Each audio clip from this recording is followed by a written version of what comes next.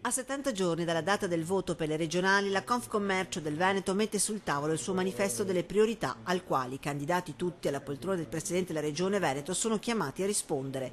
Per una politica regionale che crede ed agisce, dal Veneto delle opportunità al Veneto motore del Paese, è lo slogan del manifesto che invita il futuro governatore del Veneto ad investire in un progetto a medio e lungo termine non solo per i prossimi 5 anni di amministrazione. Chiediamo all'ente pubblico, a chi andrà a amministrare il Veneto, una totale e una capace inversione di tendenza rispetto a quello che è sempre stato il mondo manifatturiero.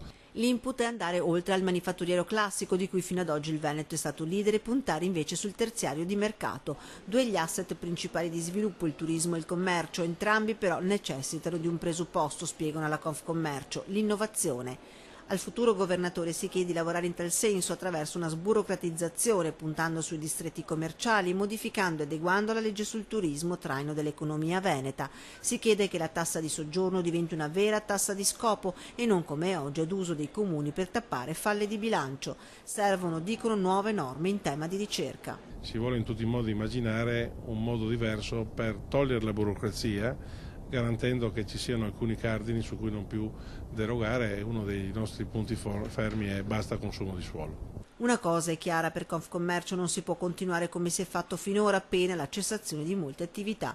Le azioni da mettere in campo sono molte: riqualificazione e rilancio del commercio di centro città, sviluppare una nuova collaborazione tra terziari, università e ricerca, sostenere i giovani talenti, un maggior accesso al credito con nuovi strumenti di finanza regionale, un intervento sull'IRAP. Nei prossimi giorni l'incontro con i candidati. Ci auguriamo che questa nuova sfida, che vede più componenti contrapporsi, alla fine sia nell'interesse del Veneto e non solamente di poche decine o centinaia di migliaia di votanti.